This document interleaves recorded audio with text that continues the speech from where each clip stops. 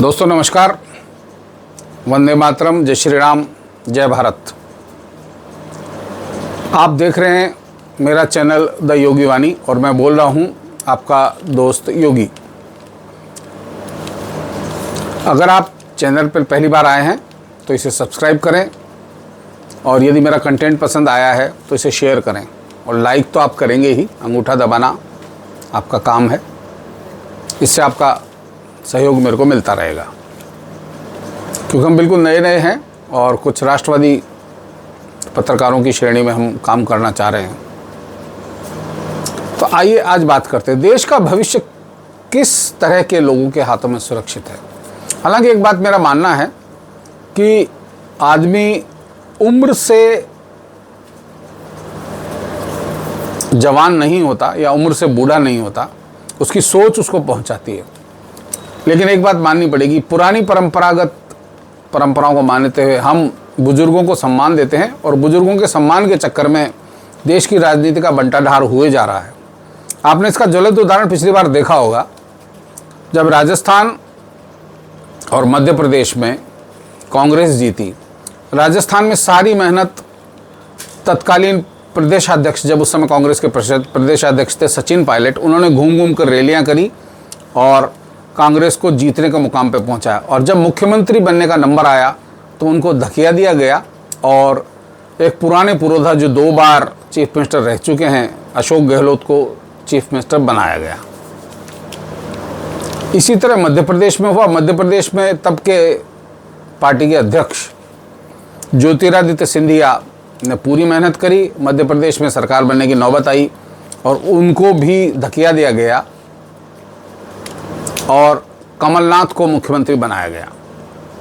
यानी कांग्रेस नेतृत्व का तो बुजुर्गों पे भरोसा है और इन बुजुर्गों के भरोसे के कारण ज्योतिरादित्य ने तो नाराज होकर जब पार्टी छोड़ी और बीजेपी ज्वाइन कर ली, तब सत्ता परिवर्तन हुआ और शिवराज सिंह चौहान जो बीजेपी के पहले चीफ मिनिस्टर रह चुके पिछले 10 साल से, अगला कार्यकाल उन्हें फिर मिला। अब उनको 18 साल हो जाएंगे मध्य प्रदेश में शासन करते करते।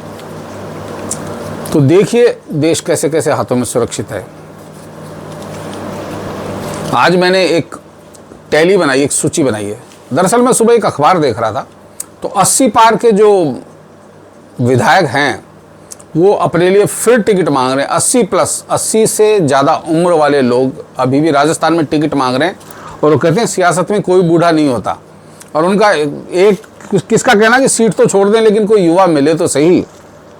और कोई कहता है मैंने अपने बेटे का नाम आगे किया। यानी परंपरा, राजसी परंपरा, राजा अपने बेटे को राज देता था, उसका राज देता था। यानी परिवारवाद की चक्री घुमाई जा रही है और ये लगातार चली आ रही है। चूंकि देश के प्रथम प्रधानमंत्री नेहरू जी बने, उसके बाद इंदिरा गांधी के बाद राजीव गांधी के बाद अघोषित रूप से सोनिया गांधी पद पे नहीं बैठी लेकिन रिमोट कंट्रोल से उन्होंने सरकार चलाई, 10 साल चलाई। बीच में कुछ अपवाद भी हुए। अटल बिहारी वाजपेयी एनडीए के थ्रू प्रधानमंत्री बने और उधर नरसिम्हा राव बने। बीच बीच में छोटे मोटे और परिवर्तन आते गए, उनमें तो बनते गए। तो आज मैंने कुछ एज का विश्लेषण निकाला और आप देखिए उन राज्यों की स्थिति क्या है। देश के 31 राज्यों में 30 राज्यों में भी सरकार चल रही है। एक राज्य जम्मू कश्मीर है जहाँ राष्ट्रपति शासन लगा हुआ है। तो कैसे कैसे लोग वहाँ मुख्यमंत्री बने हुए हैं। ताज़ा उदाहरण लें तो बात करते हैं हम केरल में विजयन जो हैं वहाँ चीफ मिनिस्टर हैं और उनकी उम्र 78 साल है, 78 ईयर्स। मोदी जी कहते हैं कि 75 के बाद रिटायरमेंट हो जाना चाहिए, लेकिन लोग बैठे हैं। और देश के सबसे वयोवृद्ध मुख्यमंत्री मिजोरम के हैं जोरमथंगा, जो 80 होने में सिर्फ 1 साल की कोर कसर बची हुई है उनमें। और 70 से ऊपर जिन लोगों की हम बात करें तो उनमें बिहार के मुख्यमंत्री नीतीश कुमार 74 साल के हो चुके हैं। हालांकि चाचा को भतीजा तेजस्वी लगातार कह रहा है कि आप मुख्यमंत्री कुर्सी छोड़ो, हम आएंगे।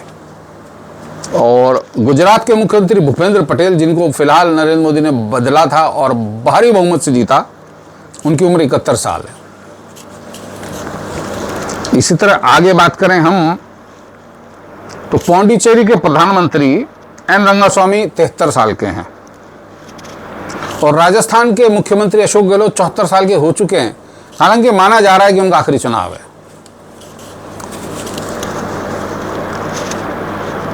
उनके सामने बहुत अच्छा मौका था कि कांग्रेस के ने राष्ट्रीय अध्यक्ष बनते, लेकिन वही हालत उनकी वो होती। कांग्रेस का बुजुर्गों पर भरोसा इसी से दिख जाता है कि कांग्रेस के जो वर्तमान अध्यक्ष हैं तो वो भी 84 साल के हैं। अब इन बुजुर्गों पे भरोसा करके आप किस तरह की जवान राजनीति खेलने में चाहते हो? तमिलनाडु के मुख्यमंत्री एम.के. स्टालिन 75 साल के हो चुके हैं और ये उनको विरासत में सीट मिली। एम. करुणानिधि के बेटे हैं वो, और अब तीसरी पीढ़ी तैयार कर रहे हैं। स्टालिन, उदयनिधि स्टालिन, जो अपने हिंदू विरोधी बयान के कारण बड़े चर्चित हुए। उन्होंने सनातन को नष्ट करने वाला बताया। त्रिपुरा के मुख्यमंत्री मानेक साहा 70 साल के हो चुके हैं और बाकी मुख्यमंत्री इससे कम उम्र के ही हैं।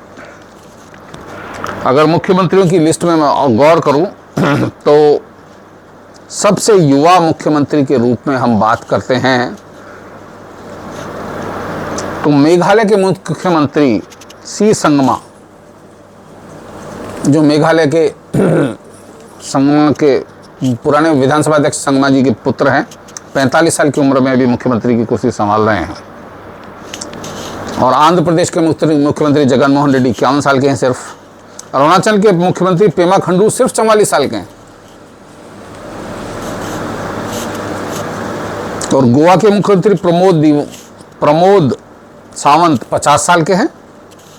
हिमाचल के मुख्यमंत्री सुखविंदर सुक्खू भी 50 साल के हैं, जो अभी फिलहाल बने, पहली बार बने।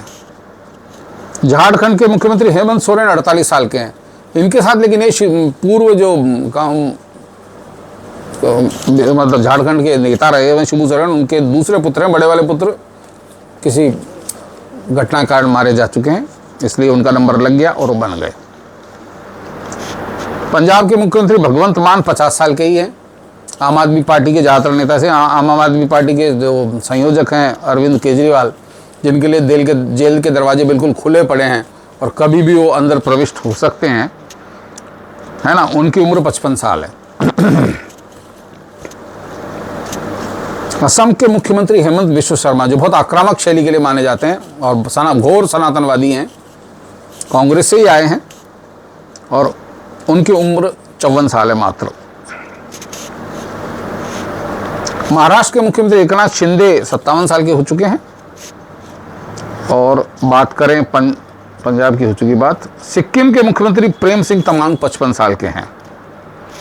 और उत्तर प्रदेश के मुख्यमंत्री महाराज योगी आदित्यनाथ सिर्फ 51 साल के हैं और क्या गजब कर रहे हैं ये आप देखिए।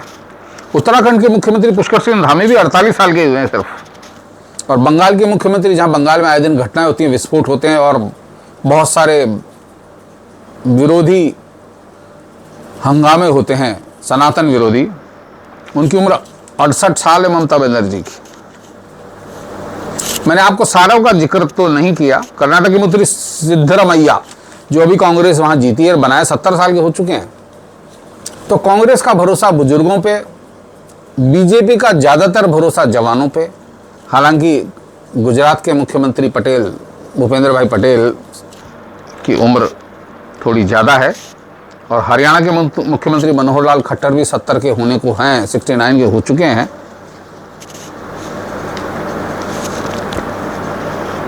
उड़ीसा के मुख्यमंत्री नवीन पटनायक 67 के हैं और वो खुद कह चुके हैं कि मैं चुनाव अब नहीं लड़ूंगा। उन्होंने कोई दूसरी पीढ़ी भी तैयार नहीं करी। और वो बिजू पटनायक, जो उड़ीसा के कद्दावर नेता थे, उनके पुत्र हैं और लगातार निर्बाध रूप से काम कर रहे हैं और सरकार के साथ मिला के काम कर रहे हैं।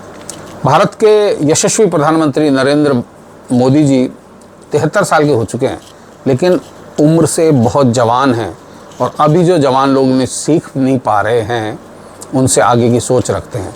कांग्रेस के नेता जो किसी पद पे नहीं है, लेकिन कांग्रेस उनके इर्द गिर्द घूमती है, राहुल गांधी, सोनिया के पुत्र जो हैं, सोनिया के पुत्र और राजीव के पुत्र के कारण ही हैं वो। उनकी उम्र 56-57 साल हो चुकी है और अभी भी अपने आप को युवा माने हैं, क्योंकि उनकी शादी भी नहीं हुई है। अब होगी नहीं होगी तो भगवान जाने, लेकिन स्थिति ये है। तो ऐसी स्थितियों में आप देखिए देश कौन से हाथों में सुरक्षित है। और हम किस तरह वोट करने जा रहे हैं। आज हिंदुस्तान का अधिकांश वोटर युवा है। अब युवा के रूप में युवाओं को ही मौका देना चाहिए। राजस्थान में भी टिकट की दौड़ में बहुत सारे लोग लगे हुए हैं। आज दैनिक भास्कर ने खबर छापी है जिसमें 80+ नेताओं को जवाब नहीं दिया। सियासत में कोई बूढ़ा नहीं होता, सीट तो छोड़ दे लेकिन काबिल युवा मिले तो सही। आप बताइए, कार्यकर्ता लगातार काम करता रहता है, कब वो सीट पर पहुंचेगा, कब उसको कुर्सी मिलेगी। अगर हम इन बुजुर्ग नेताओं की पूजा में ही लगे रहेंगे तो एक सरकार को, लोगों को एक शुचिता के तहत एक दायरा तय करना चाहिए कि किस उम्र के लोग राजनीति में रहें और किस उम्र के बाद उनको रिटायर हो जाना चाहिए। हालांकि मेरी बात बहुत लोगों को गले नहीं उतरेगी, लेकिन ये होना ज़रूरी है ताकि हम देश को एक अच्छा भविष्य दे सकें। नहीं देश, हालांकि इसका कोई पैमाना नहीं, भ्रष्टाचार किस लेवल पे होगा, कहाँ होगा, क्योंकि भ्रष्टाचार की इतना गहरा दलदल है कि आदमी जाते उसमें कूद पड़ता है। लेकिन फिर भी युवाओं से बहुत उम्मीद है और जितने युवा मुख्यमंत्री बने हुए हैं वो गजब ढा रहे हैं। मैं उम्मीद करता हूँ कि जब जम्मू एंड कश्मीर में चुनाव होगा तो देश, मतलब उस राज्य को एक युवा मुख्यमंत्री मिलेगा जो राज्य को बहुत ऊंचाइयों तक ले जाएगा। तो आज के लिए इतना ही, अगले वीडियो में फिर मिलते हैं, तब तक के लिए आज्ञा दीजिए। जय हिंद, जय भारत, वंदे मातरम, जय श्री राम।